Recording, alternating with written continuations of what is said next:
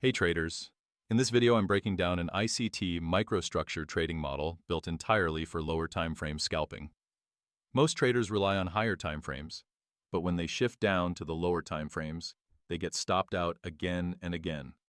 This video will show you how to read the lower timeframe and focus on precise micro setups. So let's get into it.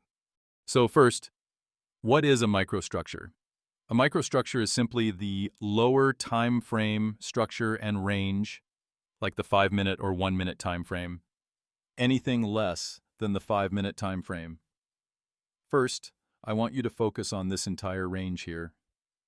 Suppose this is a range on 1-minute time frame.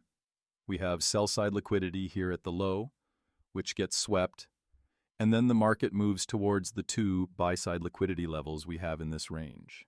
This minor buy-side liquidity level is just a high, which is at the premium level of the price range. Now suppose we have a fair value gap here, which we will use for our entry, and we will target either one of these two highs. Now I want you to focus on this. Suppose we go to the 5-minute time frame and we have a range like this. We have a low, which we call sell-side liquidity. But keep in mind that this whole range is on the 5-minute time frame and not on any time frame higher than the 5-minute. Then the market does something like this and sweeps our sell-side liquidity. As soon as the liquidity gets swept, we will drop down to the 1-minute time frame, but we will not enter immediately. There we can see that we have some structure like this. The first thing we have to do is use premium and discount on this entire range. Then we have to mark out the high that is resting at the premium of the range. This high will be our minor buy-side liquidity level. Then we will mark the high of the range as our buy-side liquidity level. But we will not target this high most of the time. Now we have to look for some confirmations. Suppose we have a 1-minute fair value gap here. On top of that, we have a market structure shift to the upside. This isn't a model, but only an example of confirmations. And you can use any confirmation. Then we will enter right on this gap, place our stop at the low, and target the buy-side liquidity. However, most of the time, you should not target the buy-side liquidity.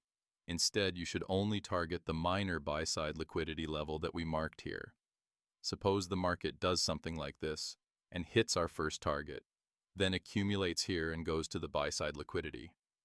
Even if it goes to the buy-side liquidity, you should never target that in the first place. If we want to target that, we will look for some liquidity sweep like this, then enter again and target this high. But the main thing here is that we should only enter again if we have some displacement or a 5-minute fair value gap. You will be able to catch a 1 to 3 risk to reward, even within the minor liquidity levels. Another thing I use is this. We have our sell-side liquidity swept here. Then, if I use premium and discount on this range, I can see that I don't have any high here at the premium level. So most of the time, I look for some fair value gap at the premium level, or even if I have an inverse fair value gap in this range. I simply enter with my confirmations and try to target these fair value gaps of the range. But we have to make sure that the fair value gap, or the inverse fair value gap, is unfilled and has not been retraced yet. Another thing I do is that if price fills these gaps and starts to retrace lower, I look for some fair value gap on the 1-minute time frame, and then as soon as the sell-side liquidity gets swept, I enter here to target the buy-side liquidity above. Now let's look at it on the charts. Now this is a range on the 5-minute time frame. We will mark the buy-side liquidity of this range, and then we will mark out the sell-side liquidity of this range. Now we have to patiently wait until one of these levels gets swept. Now that the sell-side liquidity has been swept, this means we will drop down to the 1-minute time frame.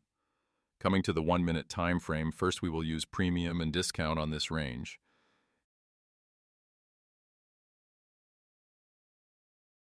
And we can see that we have a high at the premium level, so we will mark this out, and this becomes our minor buy-side liquidity level.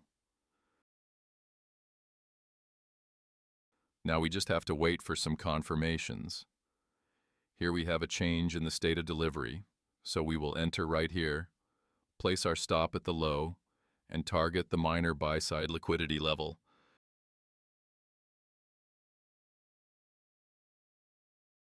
You can see that in no time, the market went straight to our target. Now that our minor level has been swept, we will go to the 5-minute time frame. And here you can see that the price retraced to a fair value gap, so we will mark this out. Now let's drop down to the 1-minute time frame. Our buy-side liquidity has also been swept now. Now I want you to focus on this sell-side liquidity, which was swept on this 5-minute fair value gap. Then we had a change in the state of delivery, and after that, you can see the market went straight to the buy-side liquidity. So once you have the confirmations, you can use this approach to look for more opportunities inside that small range. Now in this example, here you can see that our buy-side liquidity has already been swept. Now we will mark out our sell-side liquidity. Dropping down to the 1-minute time frame, the first thing we will do is apply premium and discount to this range. You can see that we don't have any low in the discount, so we will mark out this fair value gap here. I can also see an inverse fair value gap, so I will mark this out as well. Now let's wait for the confirmations. Here we have a change in the state of delivery, and we also have a fair value gap here, so we will mark this out.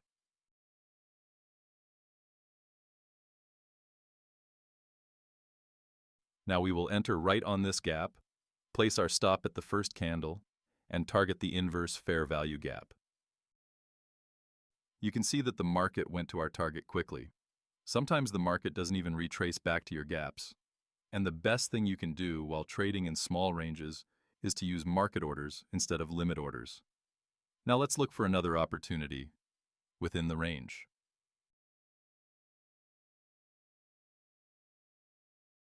Here we have a 5-minute fair value gap at the premium level, so let's wait for the market to retrace back into it.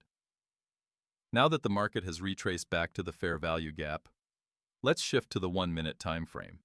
Here we can see a 1-minute buy-side liquidity sweep, so we just have to wait for some confirmations.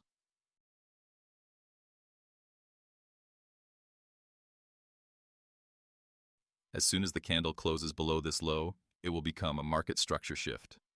Now that we have a market structure shift, we will enter short right here. Place our stop at the first candle and target the sell-side liquidity. Once again, the market gives us our target quickly. That's it for this video. If this helped you, make sure to like the video and subscribe to the channel. If you want to join my mentorship program, the link is in the description. And for any questions or doubts, you can join my Discord. I'll see you in the next one.